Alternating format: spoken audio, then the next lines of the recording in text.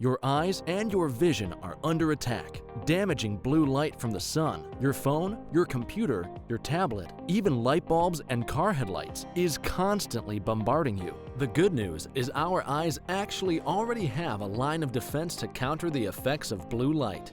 This defense is made up of 3 pigments called carotenoids.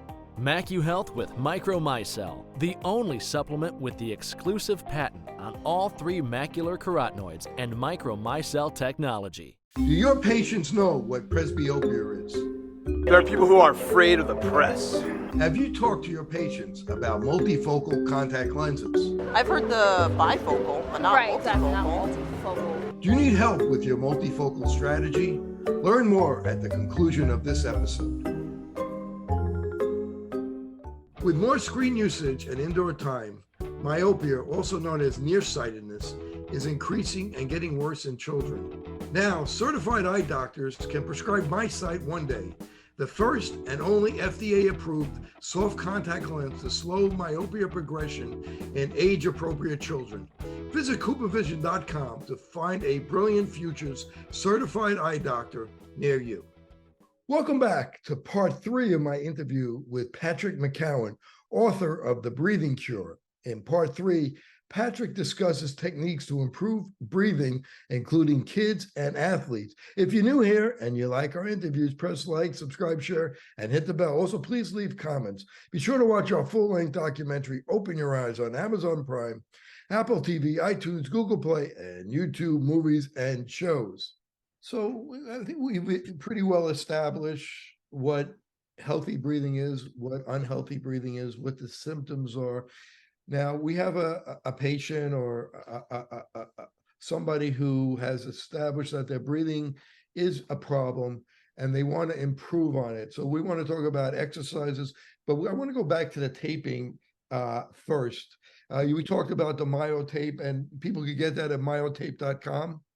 Right. Yes. Now, there was a time, and I don't know if it's still advocated by people like yourself, where the whole mouth was taped, and people, Yes. you would practice.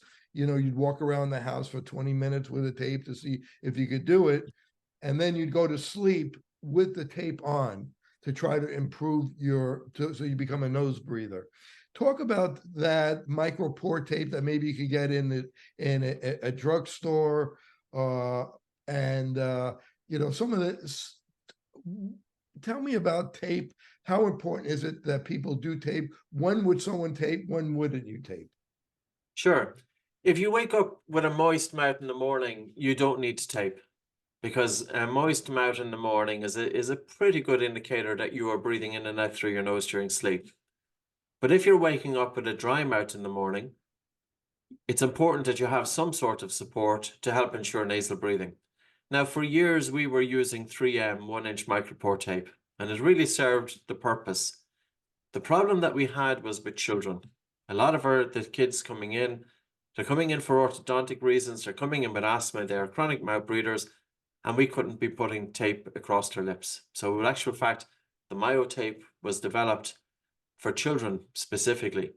We use it as a training aid so that children, when they are distracted, we have them wear the tape, so that if they were watching television or if they were on a phone or whatever, and if they forget to breathe through their nose, if they open their mouth, the tape, because it's elasticated, will pull their lips together to remind them to breathe through the nose.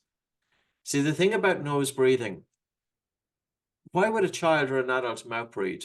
There can be a couple of reasons. They could have a nasal obstruction. They could have rhinitis. They might have a deviated septum.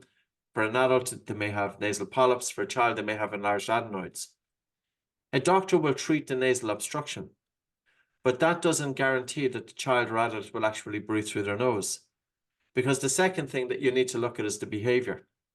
And if a child or an adult have been mouth breathing, pretty much, commonly mouth breathing or chronically mouth breathing for a period of more than 6 months, they have developed a mouth breathing habit.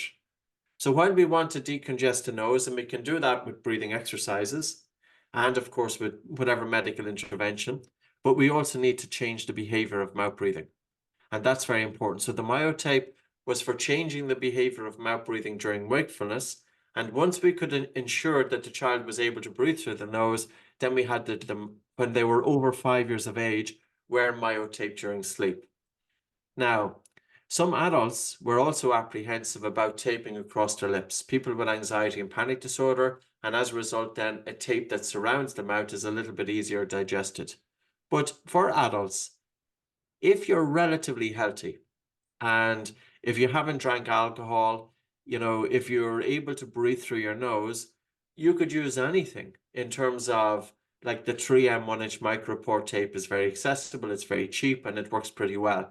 The only thing that I would say is there was a study that looked at mouth taping. It was organized by Harvard Medical School, and they taped a group of individuals with obstructive sleep apnea from mild, moderate to severe.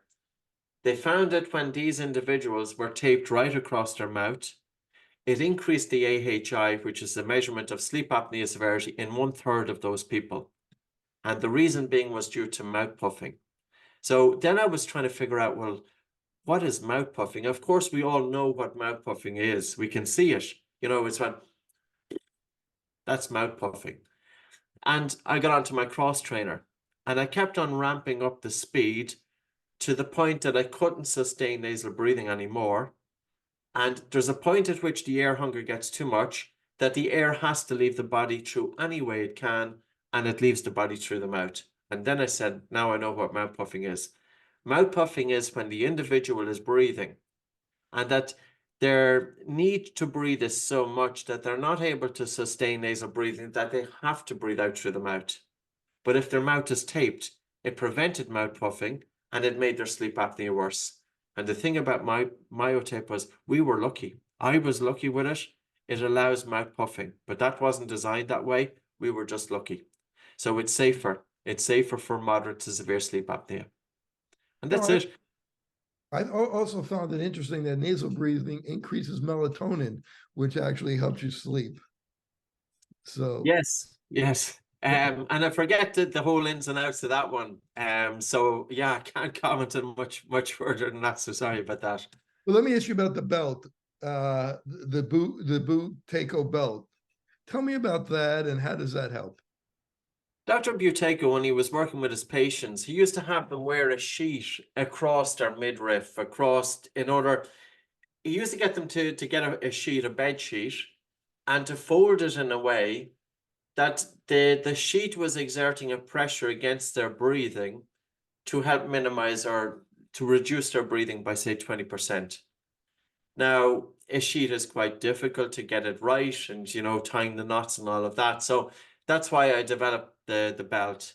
And the belt, there's a couple of things with the belt. One is that it brings in awareness. So say, for example, this is the belt here. If you haven't seen it, it's elasticated. You put it around your midriff. So you put it around the area of the diaphragm and you're breathing into the belt. So it brings awareness to this area here. I can now feel where my breathing is. And I can just sit there, but I can have it underneath my clothes and I could be breathing against the belt. But the other thing about the belt is that it's exerting a slight pressure and resistance to my breathing. And by breathing against resistance, it's helping to develop the respiratory breathing muscles, including the diaphragm. So both the function and the strength of the diaphragm can be improved because of the extra load by the belt. And can you get that at myotape.com? As far as I know, you can. You'll definitely see it on our websites, buteyko.com or oxygenadvantage.com. And so what's the feedback when you're wearing the belt that you're doing it correctly and the feedback that you're doing it incorrectly? Well, what we're looking to do is, if we look at breathing, there's two main aspects that we look at. One is whether you were breathing high or whether you were breathing low. If you feel while you're wearing the belt that you're pushing the belt outwards, when the belt is down around your lower ribs. So as you breathe, you're looking to push the belt outwards. That indicates that you've got lateral expansion and contraction of the lower ribs. And the second aspect of it is that you're softening and slowing down your breathing due to the resistance imposed by your breathing. And the objective there is to feel a slight air hunger.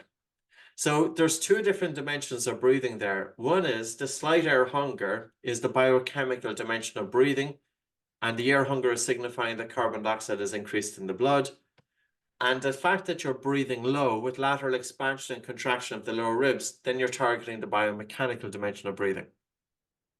Excellent. Now, how about high altitudinal breathing training? Yes. Tell me about that, and you think there's a benefit to that? Yeah, no, I'm pretty much in no doubt. And we've had quite a few people using our techniques in preparation for Kilimanjaro. So there's a few different things. At sea level, atmospheric pressure is 760 millimeters of mercury. Oxygen is 21%. As we ascend, oxygen is still 21%, but the atmospheric pressure is less. So we have 21% of a lesser figure. When we ascend altitude, our breathing muscles have to work harder due to the drop of atmospheric pressure. So there's a greater demand on the breathing muscles at altitude. Number one is because of the drop in atmospheric pressure, because gas will travel from areas of high pressure to low pressure. So if the atmospheric pressure is reduced, the breathing muscles have to work harder. Number two, at altitude, we're taking in less air. They're taking in less oxygen. And as a result, then we're more likely to be hypoxic. So how would you prepare for altitude? I would say get your everyday breathing good. Improve your respiratory muscle strength. How might you do that? Do physical exercise breathing in and out through your nose. You could also use the likes of the Buteyko belt and things like that as a support. When you breathe in and out through your nose during physical exercise, your nose imposes a resistance to your breathing to add an extra load onto the diaphragm. By having a stronger diaphragm, you're less likely to have diaphragmatic fatigue at altitude. So you want to strengthen your breathing muscles, but you also want to improve the function of your breathing. If you're at high altitude and you're breathing mouth fast and shallow, you waste a lot of air to dead space. And there was a paper by Bilo, B-I-L-O. He looked at two different groups of individuals. They were at an altitude of 4,500 meters and 5,400 meters. Their blood oxygen saturation was 80%. Severe hypoxia. He had them slow down their breathing to 6 breaths per minute without increasing minute volume. So slowing down their breath, reducing the respiratory rate, allowing the tidal volume to increase proportionately, but not breathing more air. That was the key. So it kept minute volume the same. It increased their blood oxygen saturation from 80% up to 89%. So there's a few things with this. One is get your everyday breathing right at sea level. So therefore you will be better able to cope with the demands of high altitude. But number two, while at high altitude, bear in mind that there is a way to breathe economically. And if you are breathing mouth fast and shallow, you're leaving a lot of air in what's called dead space, the area of the nose, the throat, the trachea, the bronchi, and the first 16 branches of airways. So to enhance gas exchange, always think about breathing nose, breathing slow, breathing low. Now, I do understand, of course, at altitude, the air is thinner. You will have a need to breathe more, faster breathing. But at the same time, slow it down relative to how you feel you need to breathe. Because the slower the respiratory rate, the less air loss to dead space. And you always hear about sports teams that practice at high altitude, so they're going to play in a big game. Yes. And the reason being is because, especially if it's the live high and train low model. So at high altitude, you're exposing yourself to less oxygen. And this in turn is going to cause the body to make adaptations. One of those adaptations is that the kidneys and the liver, to a lesser extent, become hypoxic. And because of the reduced oxygen to the liver and kidneys, it synthesizes a hormone called the erythropoietin, or EPO. And EPO will stimulate then the maturation of the red blood cells, which in turn increase oxygen carrying capacity.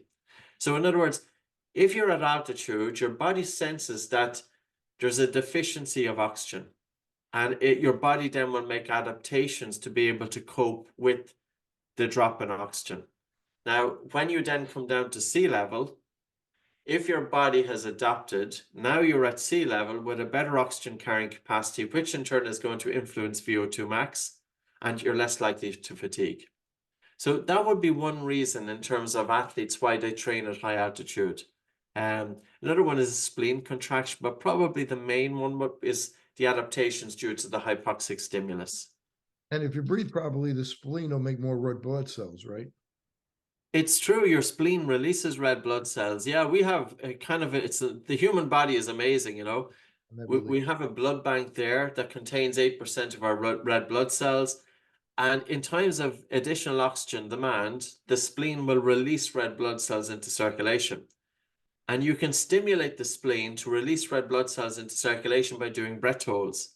So some of the athletes, what I have them do pre-competition, if they're having a game, first of all, I'll do breathing exercises to get them into a better state of mind, that they're not too relaxed, but they're not too stressed either. We want to have them slightly stressed, but not too stressed. And during their warm-up, I would have them breathe nose, breathe slow, breathe low. This is about down regulation, about calming the mind, improving ventilation, improving alveolar ventilation, gas exchange, etc. Then during the warm-up, 10 minutes into it, I'll have them do 2 easy breath holds. And then I have them do 5 stronger breath holds to open up the airways, to increase blood flow to the brain, to put them into a more sympathetic state. But also when you do a long breath hold, the thinking mind quietens. It's kind of strange. When you do a long breath hold, your mind becomes quieter. But also the long breath hold, it causes the spleen to contract. And red blood cells then are released into circulation. And they are carrying oxygen. So you can increase their oxygen carrying capacity. Now, how long does it take for the spleen to reabsorb that red blood cells back? We don't know for sure. It could be an hour, but it could be less. And anything specific for sprinters or long distance runners, as far as breathing goes, any techniques or tricks for them? Yes, like I was working with a number of sprinters from Notre Dame back in 2016, 400-meter sprinters.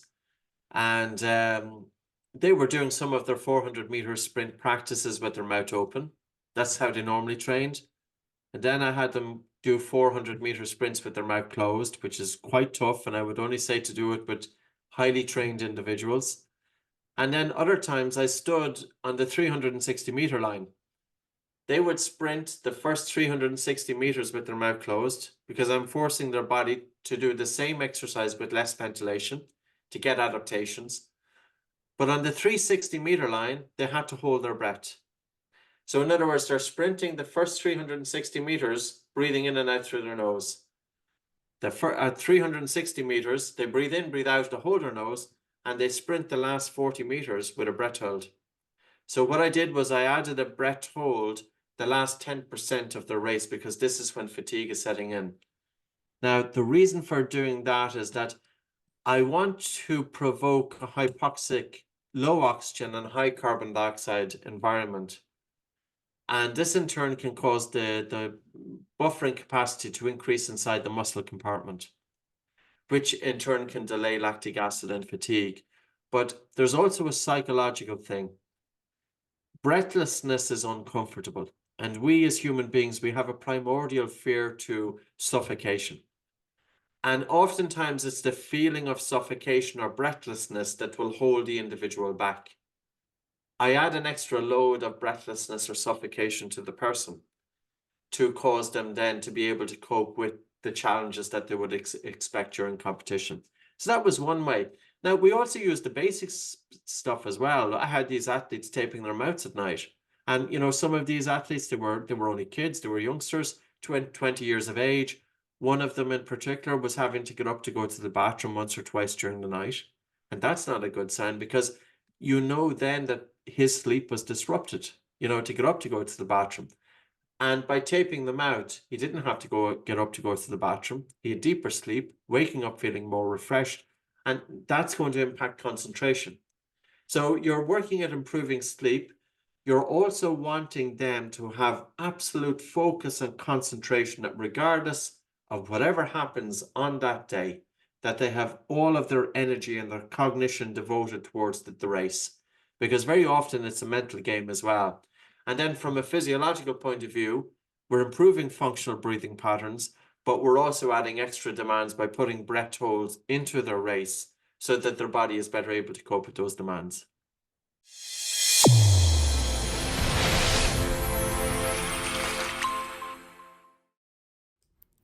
Mckeown, your science-born and tested solutions for visual performance, macular degeneration, and dry eye syndrome. New products coming soon. Embrace the science.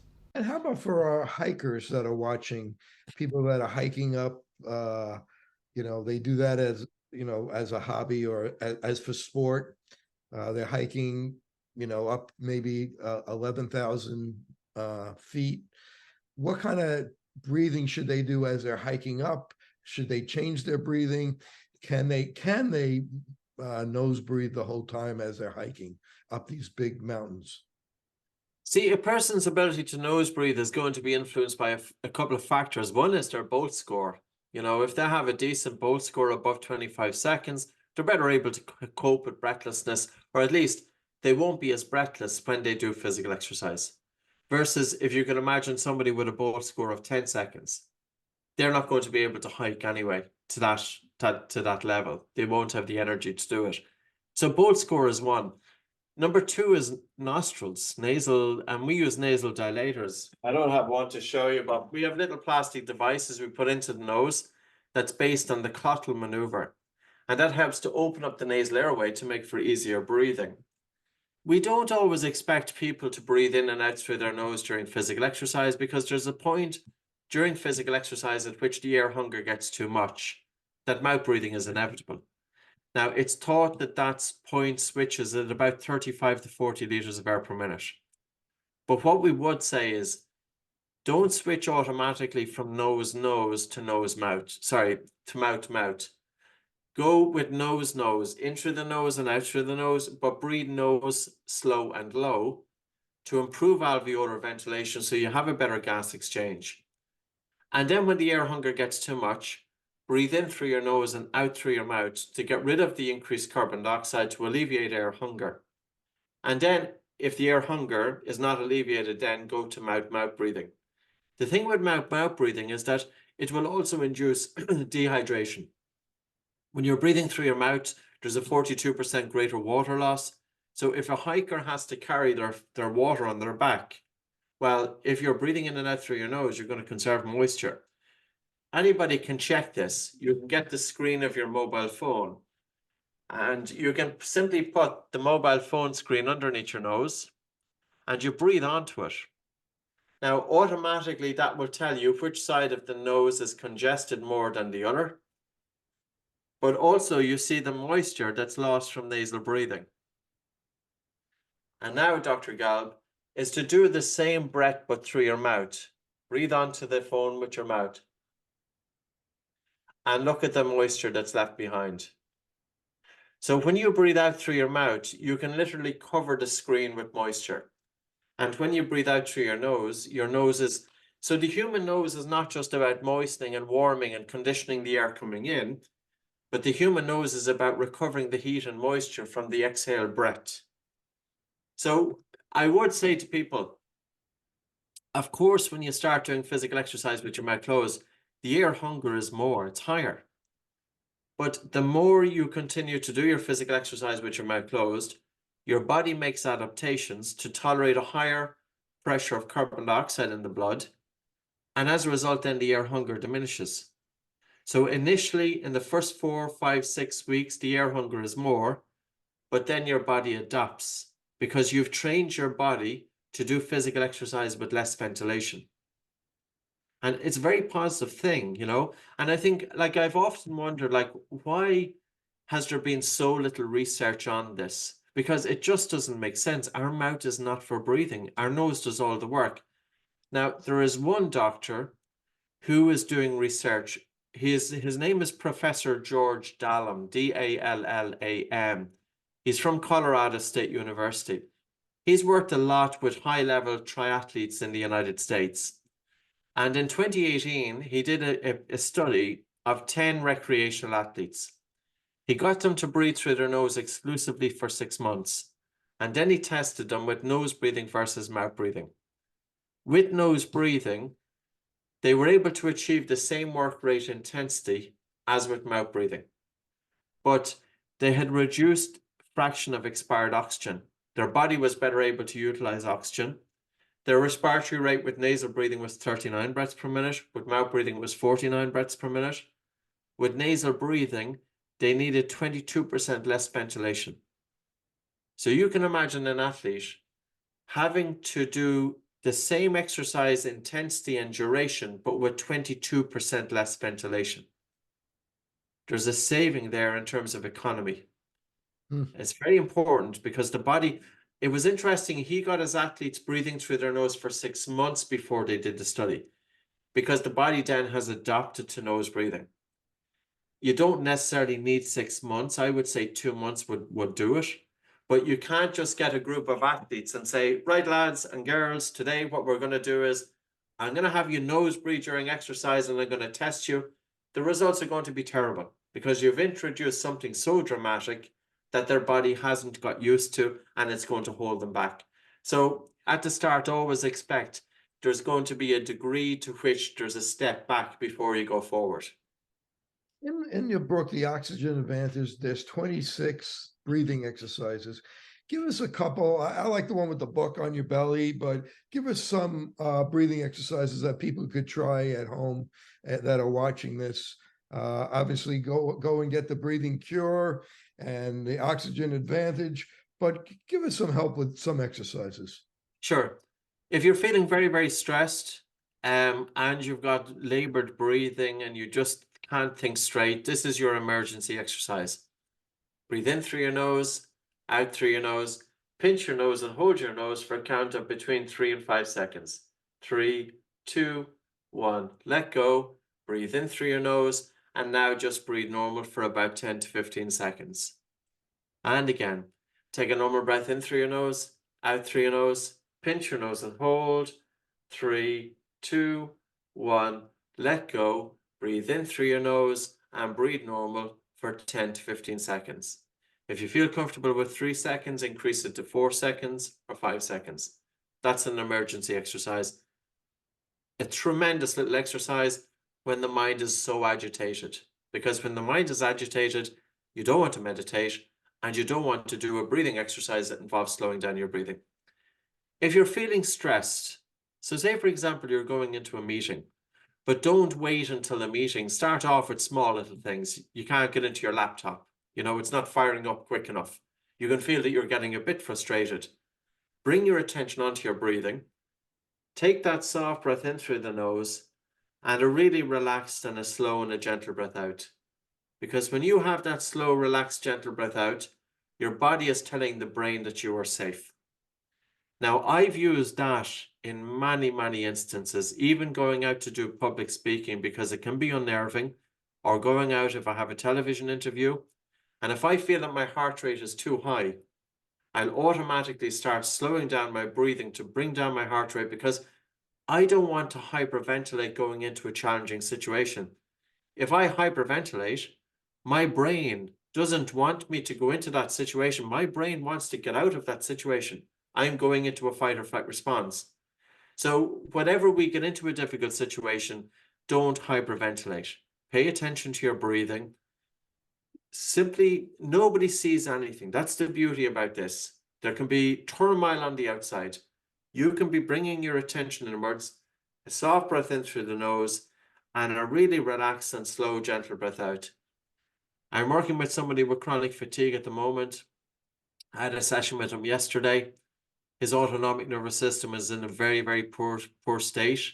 And all I want is, I want him to continuously throughout the day, for a few minutes here and a few minutes there, for his body to tell the brain that he is safe. Because when we have a chronic condition, there can be anxiety of the mind, our breathing pattern can be labored, and all it's doing is feeding into the condition itself. If your nose is stuffy, you can simply do this exercise. Now, don't do it if you're pregnant. Don't do it if you've got cardiovascular issues or any serious medical conditions. But if your nose is stuffy, you can breathe in through your nose, out through your nose, hold your nose to stop breathing, and walk 10 or 15 paces holding your breath.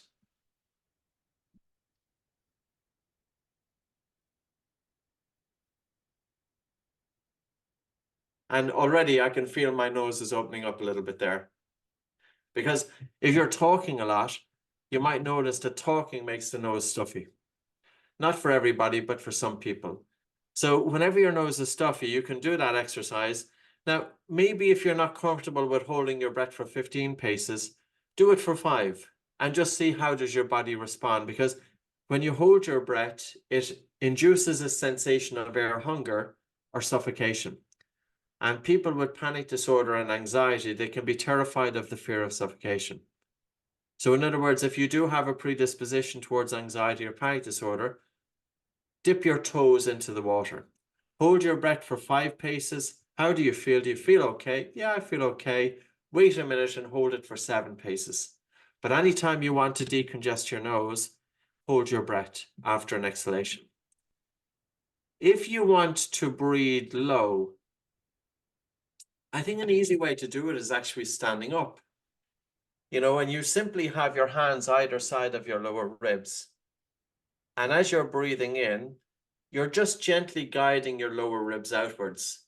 Now, the reason that I have the hands on my sides are, see, the problem with putting the hand on the belly is you could be pushing and pulling your belly irrespective of your breathing. So that's why belly breathing mightn't be the best instruction. Because I want my clients to have their hands on their sides, and I want to see when they breathe in softly and silently through their nose, can they push their ribs outwards? Because if they can push their ribs out, it's a gauge of the generation of intra-abdominal pressure. And intra-abdominal pressure is influenced by what's called the zone of apposition. So it gives me some feedback of how well they are breathing from a biomechanical point of view. Another breathing exercise, the one that I think is really good, is simply going for a walk or doing your gardening or doing whatever you do with your mouth closed. And the ironic thing is that people very often just switch to mouth breathing because it's easier. But easier doesn't mean that it's better. You have to think there's nothing in your mouth that does anything with breathing. Before sleep, okay, I released a few guided audios as well that are out on YouTube, they're on Spotify and things like that. Say, for example, somebody wakes up at 2 o'clock or 3 o'clock in the morning and they're lying there, they're not quite awake enough to get up, but they're not quite tired enough to go back asleep. It's almost that they're kind of in limbo. And it can be a frustrating time because the mind is running all of this stuff through the head. And at the same time, you're thinking, well, I need to be up at 6 o'clock in the morning. And if I don't go back to sleep, I'm going to feel absolutely lousy when I wake up. And of course, then you're not going to fall asleep because now you're getting worried. It's not easy to do breathing exercises at that time. I know that from myself because there's, of course, any of us can wake up at 3 o'clock in the morning. And if you're lying there and you're slowing down your breathing, it can be difficult because it's almost that the mind has got a life of its own. Listen to an audio. So what I did was I put together 20-minute audios and you listen to the audio. It's designed to guide you into relaxation with slow breathing to bring you back to sleep. And it works. That's free. That's a breathing exercise. I've also got a free one for kids doing exams because again, sometimes children and teenagers, nobody's really talking about concentration and developing the mind that they can hold their attention, talking about their sleep, talking about what they can do if they're feeling stressed going into an exam, because I was that kid going into an exam and I don't think I got the grades that I deserved, not because I didn't have the ability to get those grades. It was just because my physiology was letting me down. So we also have pre-concerts for musicians, for athletes. We have a lot of free stuff that people can do. That's the thing about breathing, you know. There's a lot of free stuff online. And like part of my motive has been really, I have a kind of, even though this is my occupation, of course, and I make my livelihood from it, but I have it was my personal journey first that got me into breathing. And at the start, I was writing books back in 2003, Close Your Mouth, and different books to kind of get the information out there. But now people like apps. So last year, what we did was I funded an app. It's our own app. And we put a lot of work into it. We put a lot of money into it. And the app is free. Everything inside the app is free. There's no subscription. And the app is literally taken out of my head. If you have anxiety and panic disorder, you put it into the app and it gives you exercises to suit you. What's If the you name of have the app? What's the name of the app? Oxygen Advantage. If you have sleep disorder breathing, you put that in. If you're in the office, if you're sports, if you're asthma, and like I put $150,000 into the app now. I have to say, if I thought it was going to cost that much, I wouldn't have started. But what happened was I got a quote for 30,000 starting off, and the developer cost, we started getting more and more ideas. And we were so far into the app, I couldn't pull out, so I had to keep going with it. So yeah, I just decided, and I didn't want to do a subscription because what I wanted to do is I wanted to kind of put it out there because breathing it's very powerful, but still there's only a small segment of the population that fully understand it. So yeah. Patrick, one more thing. Talk about the Iceman, Wim Hof, and his breathing techniques, and what do you think about what he teaches? I think he's a very interesting individual. He's performed some amazing feats. He is an extreme athlete, and his breathing technique, you know, always when I think about any techniques, I always think about the personality of the founder, and the personality will always trickle down to the technique. So what does it involve? It involves 30 big full breaths, hyperventilation, whereby you get rid of a lot of carbon dioxide. And then you stop breathing, and you stop breathing for a long time because you don't feel the sensation to breathe. And your blood oxygen saturation in the first round may drop down to the mid-80s. And then you breathe in and hold for 10 seconds, and then you hyperventilate again, you repeat it. It's a stress breathing exercise that's going to cause your body to make adaptations. I'm just a little bit weary with regards to the degree of stress that we put students under. And the only reason being, whether it's hyperventilation or breath holds, both of those will cause stress. Now, stress can be good when it's correctly dosed. It causes the body to make positive adaptations. But if the stress is too much for the individual, it can go the opposite way. And I've made mistakes with stressor exercises because we teach long breath holds. And I've put people into panic attacks. I put people into anxiety. I've had people coming in with chronic fatigue syndrome, even though they were athletes. And that's why I had them do the stressor and I completely floored them. And the thing about working with people over 21 years, you start to realize that breathing is pretty powerful. I don't think we can have a breathing technique that's for everybody. I think people have to be very careful with the stressor exercises because those are the exercises that can have negative effects.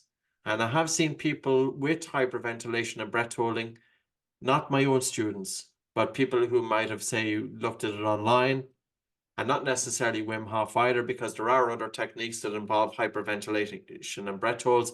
Never do it before getting into the water. There's plenty of episodes and unfortunate situations of people drowning. I've seen people get shingles as a result of it, adverse cardiovascular reactions. One, facial tics, a student that watched this video about 2 years ago, and one of our own instructors is helping him in his recovery. He's got uncontrollable movement of the tongue, which started as a result of a half an hour of hyperventilation that he did. So what I would say to people is, you know, there are an array of different breathing exercises, and treat breathing exercise the same as physical exercise. Physical exercise can range from going for a walk to sprinting. There are people who are suitable to sprinting, but there's people, they're better off just walking. And if you're new to breathing exercise, start off with the very gentle stuff. And if you're an older person, or if you have, you know, medical issues or health issues, don't go into the big stressor exercise. The stressor exercises, they're for your young, your healthy person. And even with that, I would say is do controlled doses of stress. Start off very, very small. Listen to your body. See how you feel with it. And it may not be a stressor exercise that you need. You might need to be learning an exercise to downregulate. So, you know, it's always about tailoring breathing exercises to suit you, but to listen to your body. And because something might be getting a lot of attention, it doesn't necessarily mean that it's the best. because I would also say that there are breathing exercises for introverts. I'm an introvert, even though I talk for a living. You know, I love my own space. I get tired in groups of people. And I love the inward exercises, light breathing, slow breathing, getting my attention out of the mind. I'm not really into the hyperventilation. So whereas other people may, and I think there is an influence of personality as well in the exercise that you choose. Yeah. So what would I say is to summarize, dip your toes into the water, get your foundational breathing right first.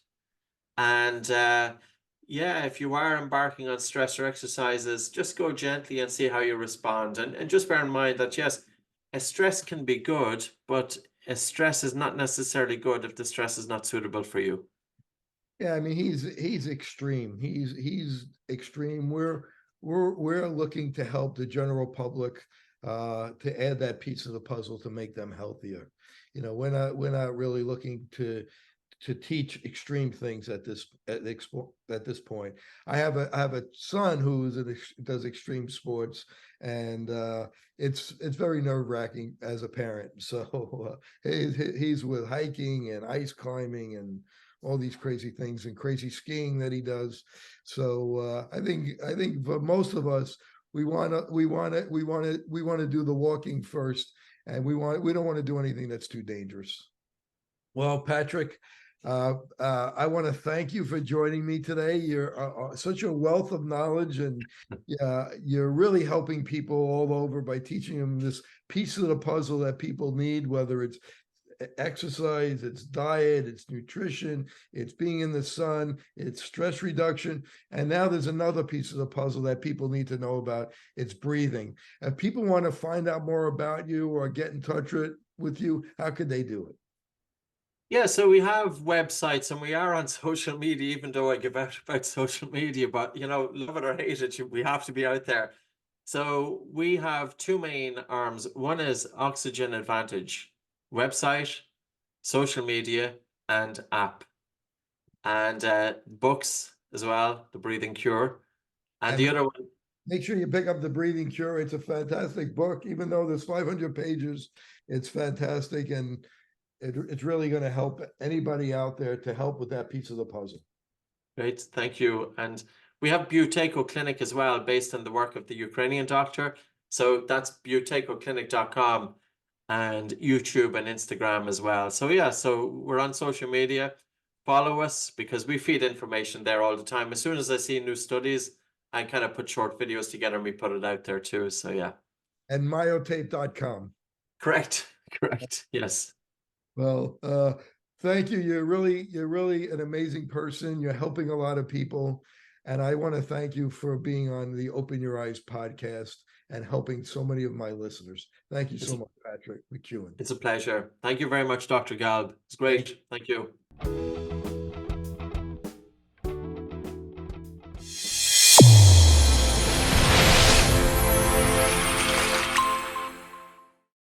Your eyes and your vision are under attack, damaging blue light from the sun. Your phone, your computer, your tablet, even light bulbs and car headlights is constantly bombarding you. The good news is our eyes actually already have a line of defense to counter the effects of blue light.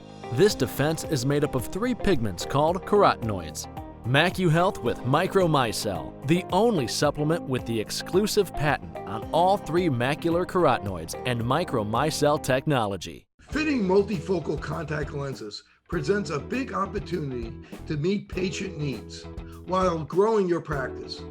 Alcon is your partner not only with our innovative portfolio, but through e-learning. Learn to enhance your multifocal strategy today with the Alcon Experience Academy. OIE Broadcasting is the emerging leader in social media. We use scientific entertainment to drive more patients into your office. Visit oiebroadcasting.com and sign up today.